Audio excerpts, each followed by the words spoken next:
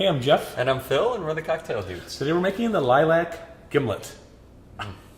This is a perfect cocktail. Yeah. Delicious, delightful, refreshing.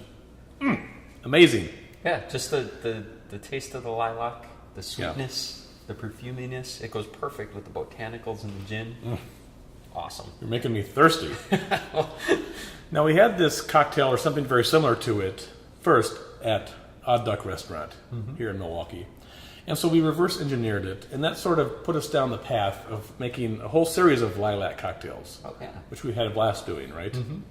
We can't remember much about it, but it apparently was fun at the time. Right. And this is a fantastic cocktail. It's similar to our regular vodka gimlet or gin gimlet, except because the lilac syrup is so perfumey and so flowery, it ends up being a little bit sweet, and so we need a little bit of bitterness to it. So we're adding just a taste, 1/4 ounce of the Cocchi Americano. That's an aperitivo from Italy. Has some sweetness to it, but it has a nice bitter kick.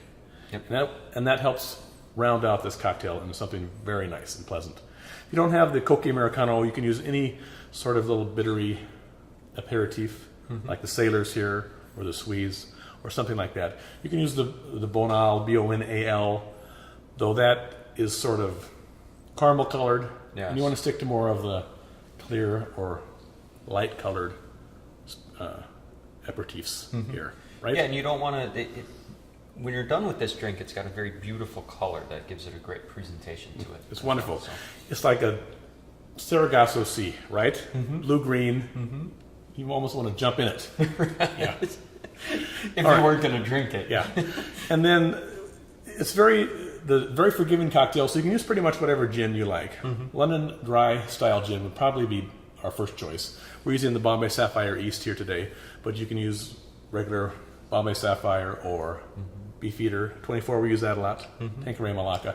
Pretty much any gin will work. And then the lilac syrup, relax. It's a little difficult to, well, it's not No, it isn't. It's easy. It's difficult in the sense that you have to make it in early summer when your lilacs smell like heaven, right? Exactly. And then you bottle it, and then it will last pretty much all summer long if you don't drink it all up, which we tend to do. And we make a series of cocktails with it. Just search lilac, and you'll see our mojito and our lilac fizz and our margarita, and then the lilac boulevardier, which is fantastic. Oh, yes, definitely. All right, we better start making this thing. Let's make it. All right, you need 1.5 ounces of gin. That's nice and cold out of the freezer. I'm going to start on 3/4 of an ounce of lime juice. I'm going to take your beaker and you grab a fresh one. Sounds good. And then Phil's going to do 1 ounce of the lilac syrup. There's nothing better than when these flowers bloom and you can smell it all throughout the yard. Yeah. There's nothing better to celebrate that beginning of summer than to pick these flowers, make this syrup, Yes. invite friends over for a garden party. Make several of these cocktails. We've got a lot more friends, you and I, between us since we've been making cocktails, right? Yeah, we've our Kinda friends draws have people. grown Yeah, exponentially. I know. Here's 3/4 of an ounce of lime juice. And you have a lot of rhubarb cocktails too, which is also like similar time of year, right? The lilacs bloom, at least up here in Wisconsin, in usually late May, sort of mid-May, depending on the weather, of course. Then the rhubarb comes in the following month, right? So you're set pretty much for the summer. 1/4 ounce of the Cocchi Americano. Just a taste of Our biggest gripe about this bottle is that you cannot pour out of it because it gets all over the counter. So we put one of these little wine things in there. Oh, it works So perfect. you can pour it like a pro. Yeah, I think when the the flowers come in bloom, I think it has to do with the April showers, right? April showers bring May flowers. Yeah, okay. Let me ask you this, Phil. If April showers bring May flowers, what do May flowers bring? I don't know. Pilgrims. Dude, that is, I'm surprised you never heard that. It's terrible. Oh, yeah, that was a good one. That's from Reader's Digest. Yeah. I think that's where you get all your terrible jokes I can't from. believe you didn't hear that one. That's old. All right, we're going to add ice. Shake this up.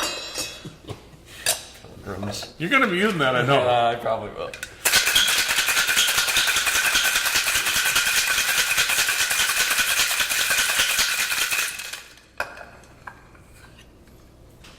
All right, we'll pour this into our glass here.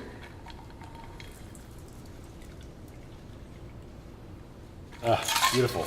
And then we're going to grab 3 or 4 or 5 tiny little lilac blossoms, and we'll float those on the top of this really delightful, remarkable cocktail, the Lilac Gimlet. Enjoy. Cheers.